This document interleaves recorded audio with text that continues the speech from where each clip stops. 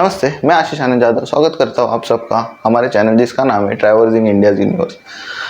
आप सब ने आरएमएस टाइटैनिक शिप डिजास्टर की स्टोरी सुनी ही होगी, जिसमें यह जहाज 10 अप्रैल 1912 को निकला था इंग्लैंड के साउथहैम्पटन से और इसके अगले दो स्टॉप्स यानी फ्रांस और आयरलैंड को क्रॉस करते हुए 14 अप्रैल की नाइट को एक आइसबर्ग की कोलिजन से अटलांटिक ओशियन में समा गया था। कुछ इसी तरह की दुर्घटना हमारे देश में भी घटी है, पर इसकी जानकारी बहुत ही कम भारतीयों को है, तो आज हम इसके बारे में थोड़ी जानकारी लेंगे। 17 जुलाई 1947 को एसएस रामदास नामक पैसेंजर शिप मुंबई के कुलाबा में भाऊजा धक्का पे खड़ी थी। Indian cooperative steam navigation company का यह जहाज 1936 में लॉन्च हुआ था और इसका वेट 406 टन नमूद किया गया था। घड़ी में सुबह के लगभग 8 बजे थे और रामदास मुंबई से रेवस की तरफ समुद्री यात्रा पर निकल रहा था। वह दिन गटर अमावस्या यानी महाराष्ट्र में एक सन का दिन था। इसी कारण यात्रा में काफी संख्या में लोग अपने गांव रोहा और अलीबाग जाने के लिए आए थे। ज्यादातर लोग परेल और गिरगांव से आए थे, जो कि अपने गांव से काम करने के लिए मुंबई में आते थे। इन्हीं के साथ कई इंग्लिश लोग भी जहाज पर सवार थे।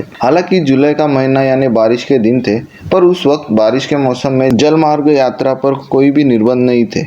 एसएस रामदास ने करीब 8 बजे कुलाबा बंदर छोड़ दिया। जहाज ने बस 1 घंटे की यात्रा पूरी की थी और मुंबई से लगभग 10 से 15 किलोमीटर का सफर ही तय हुआ कि जोर से बारिश शुरू हो गई। बड़ी बड़ी तूफानी लहरें जहाज से टकराने लगी। लोगों में डर का माहौल शुरू हो गया। हालांकि यह लोगों का डेली रूट होने के कारण शुरू में लोगों ने ज्यादातर इस आने वाले संकट को अनदेखा सा कर दिया, लेकिन अचानक एक तूफानी लहर जहाज को टकरा कर पूरा जहाज एक तरफ आधा मुड़ गया। अब लोग कुछ ज्यादा ही डर गए और जहाज में अफरा तफरी मच गई। सभी लोग जहाज के दूसरे तरफ भागने लगे। जो लोग जहाज के सबसे नीचे वाले कंपार्टमेंट में थे वो ऊपर आ गए। तूफान इतना बढ़ गया था कि जहाज के कप्तान शेख सुलेमान को समुद्र के कोई भी और साफ नहीं दिख रहा था और आने वाले संकट को ध्यान में रखते हुए कप्तान ने जहाज मुंबई की तरफ घुमाने का निर्णय लिया। विजिबिलिटी इतनी खराब हो गई थी कि यहाँ जो गल आइलैंड जिसे काश्याचा खड़क कहा जाता है और जिसे एसएस रामदास ने एक तरफ से पार करके पीछे छोड़ दिया था, लेकिन जहाज घुमाते वक्त ठीक से ना दिखने के कारण जहाज और खड़क में टकराव हो गई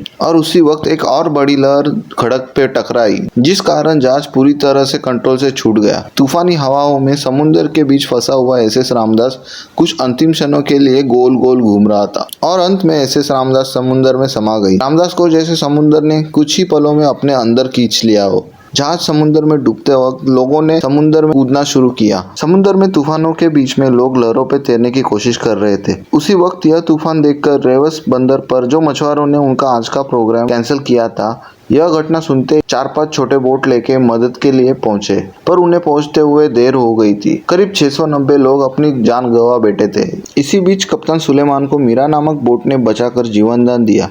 कप्तान सुलेमान ने अलीबाग जाकर यह खबर मुंबई में देने के लिए उस वक्त की मशहूर तार में लिखकर संदेशा पहुंचाया। शाम के करीब 5 बजे यह खबर मुंबई के ऑफिशियल्स को पता चली और उसे सुनते ही जहाज के यात्रियों के रिलेटिव्स मुंबई के भाऊजा धक्का में जमा हो गए। लोग अपनों की राह देख रहे थे, लेकिन इस हादसे में सिर्फ कई लोग ही बच पाए और जहाज में मौजूद करीब 713 लोगों में से 690 यानी 690 लोगों ने अपनी जान गंवाई थी।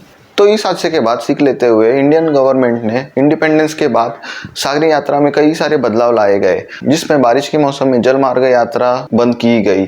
तो यह कहानी थी हमारे इंडियन टाइटैनिक माने जाने वाले एसएस रामदास की। अगर आपको यह वीडियो पसंद आया तो जरूर इसे शेयर कीजिए और हमारे चैनल को सब्सक्राइब कीजिए। Thank you. 17 जुलै 1947 गटारी अमावस्या सणाचा दिस। 17 जुलै 1947 गटारी अमावस्या सणाचा दिस। घड्याळानं सकाळचे वाजले 8 रामदास निघाली बोंगा वाजवीत। रेवसला निघाली रामदास बोट सळसळ दर्याचा पाणी कापित। 1 तासाचा प्रवास झाला सुटला अवचित तुफान वारा। दर्यावर ढगांचा गळकाव झाला सुरू झाला पाऊस मुसळधार। दर्यावर ढगांचा गळकाव झाला सुरू झाला पाऊस मुसळधार। रामदास जोराने डोलू लागले एकदम एक बाजू तिरकी झाली। रामदास जोराने डोलू लागले एकदम एक बाजू तिरकी झाली। फेसाळला दर्या चारी बाजूला दिसना किनारा त्या वक्ताला। फेसाळला दर्या चारी बाजूला दिसना किनारा त्या वक्ताला। कप्तान सुलेमानने संकट जाणीला मुंबईला फिरण्याचा आदेश दिला कप्तान सुलेमानने संकट जाणीला मुंबईला फिरण्याचा आदेश दिला काशाचा खडक मधीन आला आपटली रामदास त्या खडकाला काशाचा खडक मधीन आला आपटली रामदास त्या खडकाला भली मोठी लाट एक खडकाला भिडली काशाने बोटीला सागरानं लोटली भली मोठी लाट एका खडकाला भिडली काशाने बोटीला सागरानं लोटली